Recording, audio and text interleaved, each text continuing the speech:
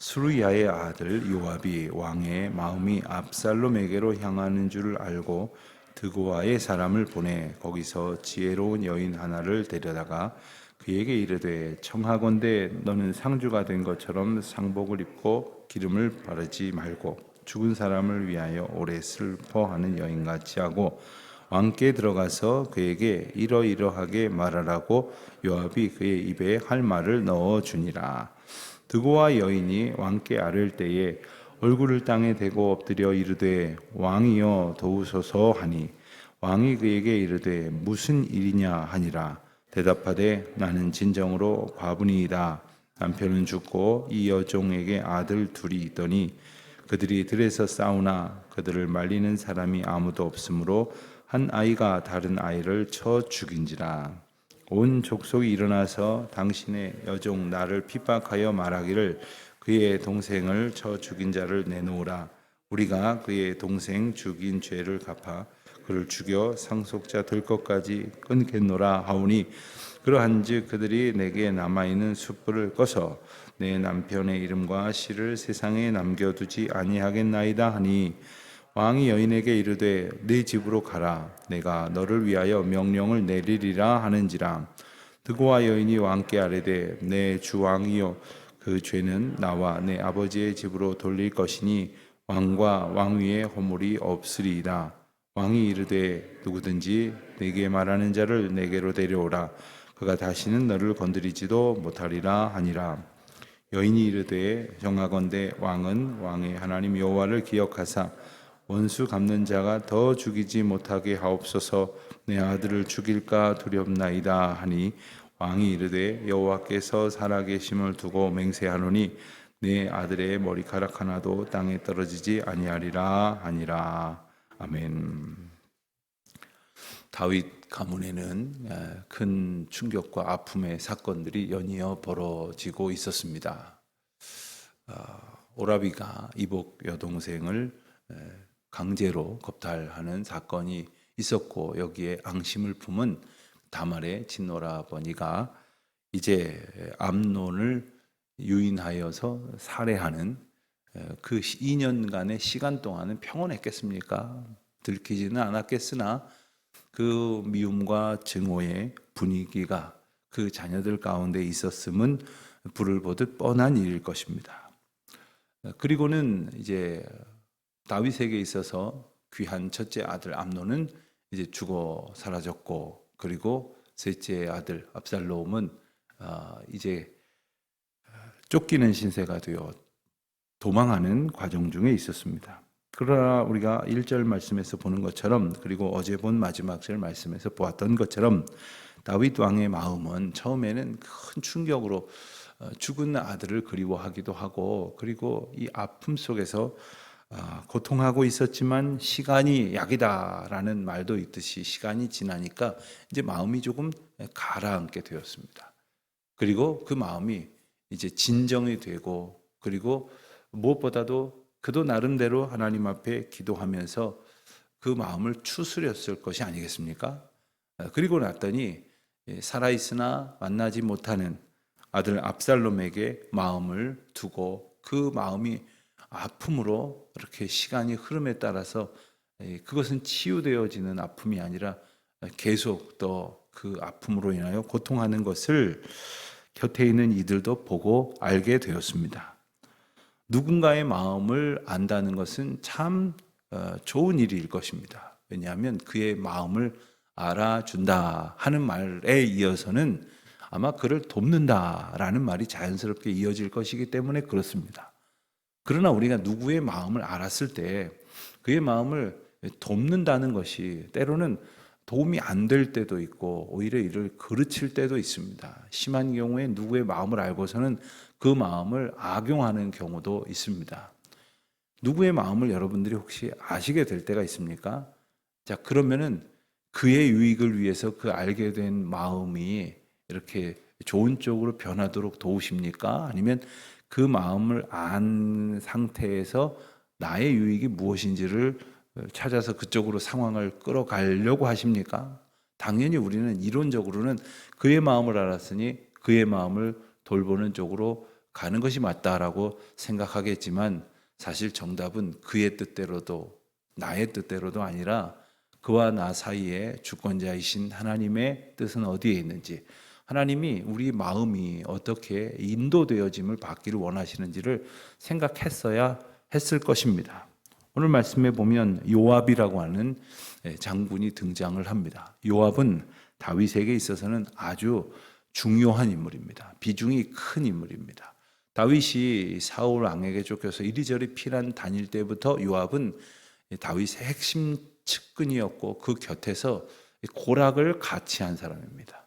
여러분, 고생을 같이 한 사람은 아무리 그 오랜 세월 혹은 더 많은 일들을 같이 했다고 하더라도 이 고생을 같이 했던 사람들은 남다른 의미가 있지 않습니까? 요압은 다윗에게 있어서 그런 특별한 오랜 동지이기도 하고 이 다윗의 마음을 이렇게 헤아릴 줄 아는 그러한 최측근이었다, 이렇게 말할 수가 있겠습니다. 그러나 이 요압은 다윗에게 있어서 무조건적으로 이렇게 긍정적으로만 해석될 인물은 사실 아닙니다. 요압이 왕의 마음을 알고 그러면서도 철저하게 왕을 위해서만 그 모든 상황을 이끌었다기보다는 그는 종종 자기의 판단이 조금 더 앞서는 경우가 있었습니다. 그래서 오히려 왕을 난처하게 할 때도 있고 일을 그르치게 될 때도 있었습니다.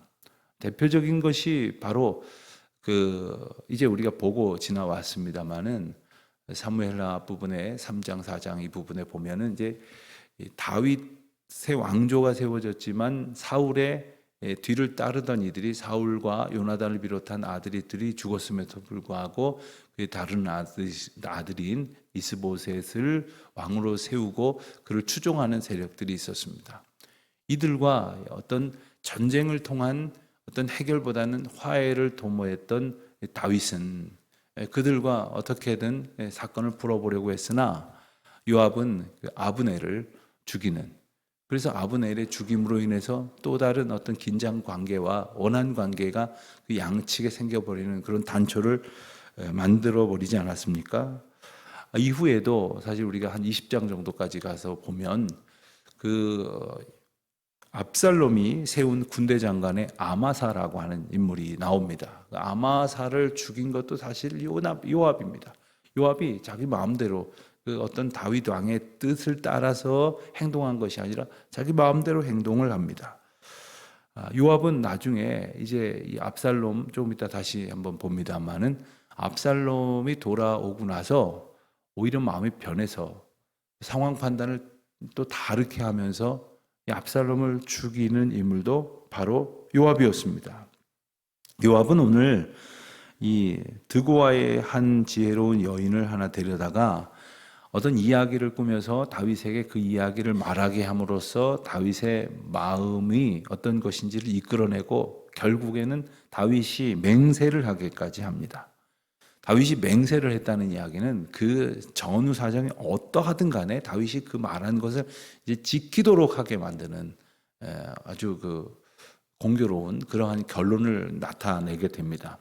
그 이야기는 우리가 읽은 것처럼 있지 않은 이야기였고, 그리고 이 여인에게 그 이야기를 입에 넣어서 다윗으로 하여금 그와 같은 반응을 이끌어내게 한 연출자도 사실은 요압이었습니다. 왜 그랬을까? 우선 우리가 표면적으로 보면 왕의 마음이 압살롬에게 있는데 압살롬은 지금 도망하는 중에 있고, 그리하여 이제 그 압살롬과의 그 어떤 화해가 이루어지지 못하는 상황 속에서 이 요압이 나서서 왕의 마음도 맞추어 주는 것 같고, 피하고 있는 압살롬이 어떤 그 권좌를 회복할 수 있도록 도모하려는 것이었습니다. 아마도 그는 이 압살롬이 돌아오게 되면 당연히 왕이 될 거라고 생각했을 것입니다. 왕이 계승 서열에서도 비교적 유리한 자리에 있었을 뿐 아니라 왕의 마음이 압살롬에게 있었고, 압살롬의 그 여러 가지 정황들이 다른 왕자들보다 탁월하게 리더십을 보였다고 신하들이 볼 수 있었기 때문입니다.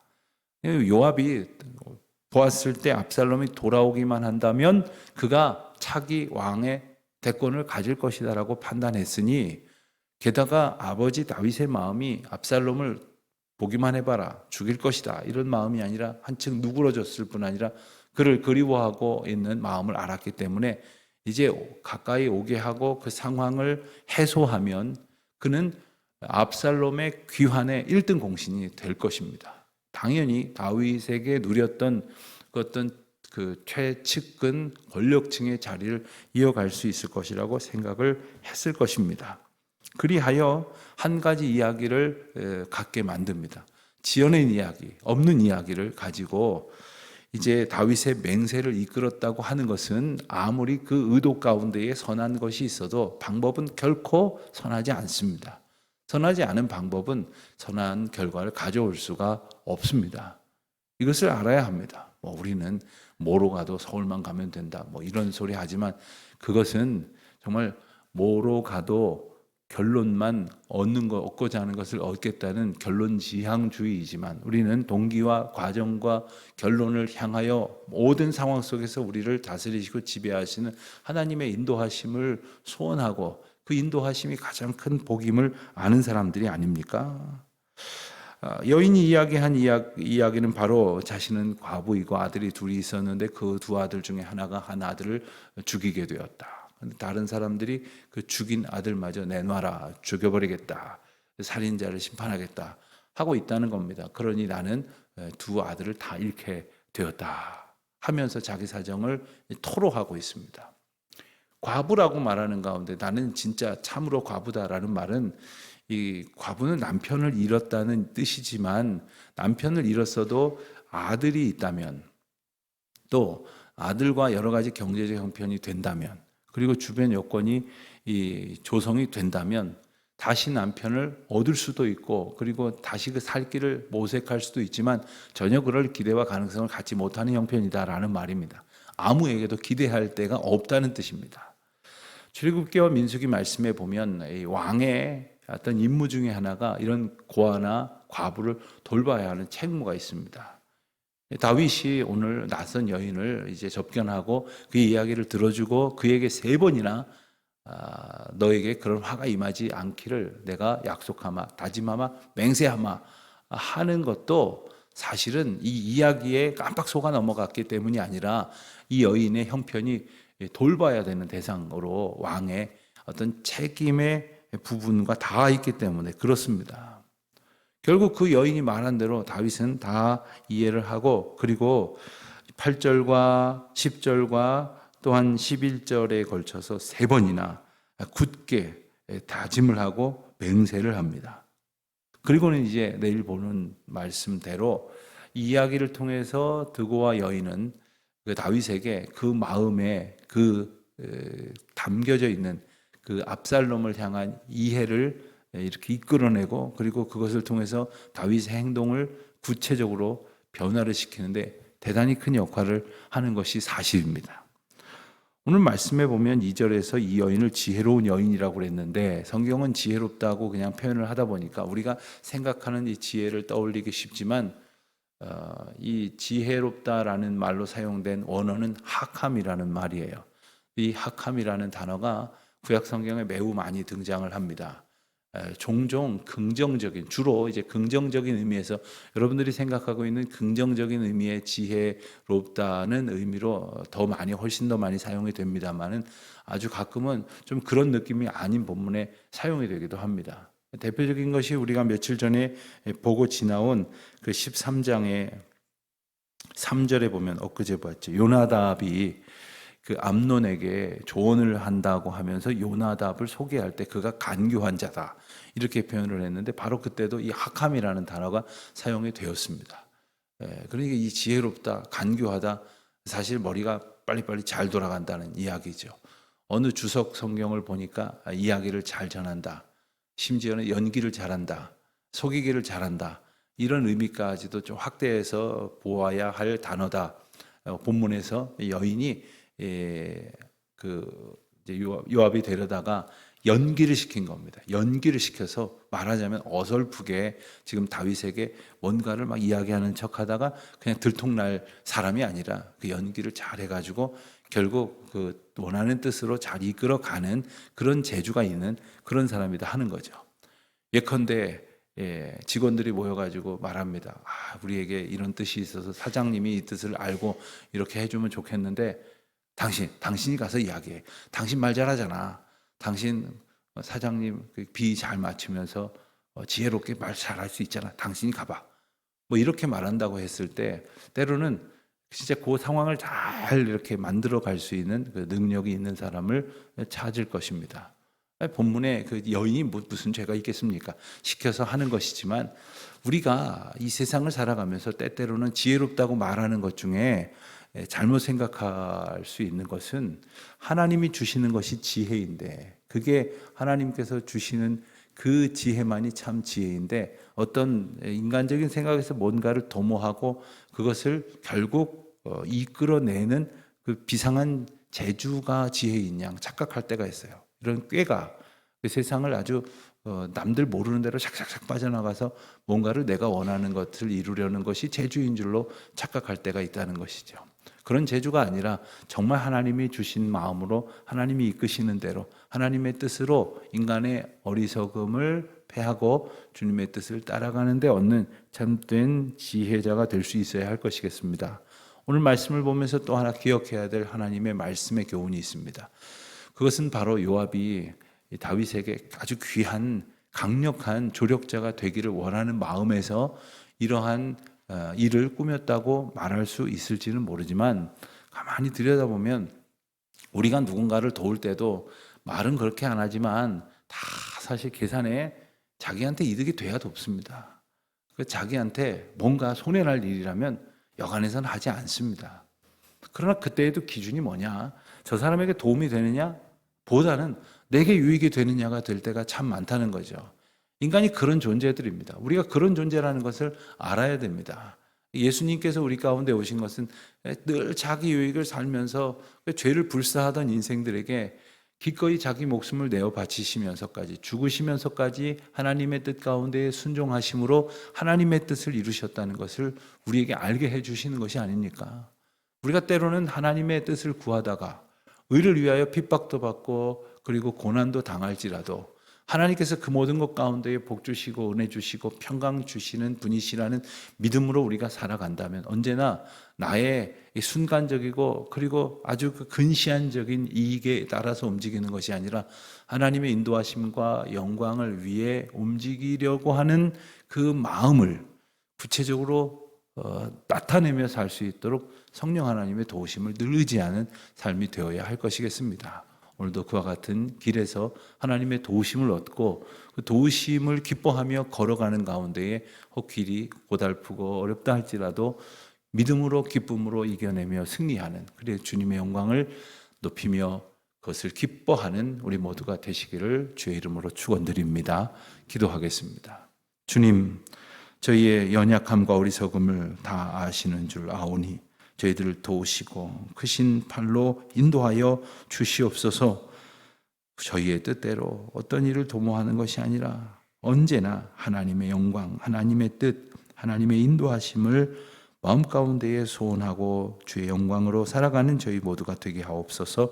예수님의 이름으로 기도드립니다. 아멘. 하늘에 계신 우리 아버지, 아버지의 이름을 거룩하게 하시며 아버지의 나라가 오게 하시며 아버지의 뜻이 하늘에서와 같이 땅에서도 이루어지게 하소서. 오늘 우리에게 일용할 양식을 주시고 우리가 우리에게 잘못한 사람을 용서하여 준 것 같이 우리 죄를 용서하여 주시고 우리를 시험에 빠지지 않게 하시고 악에서 구하소서. 나라와 권능과 영광이 영원히 아버지의 것입니다. 아멘.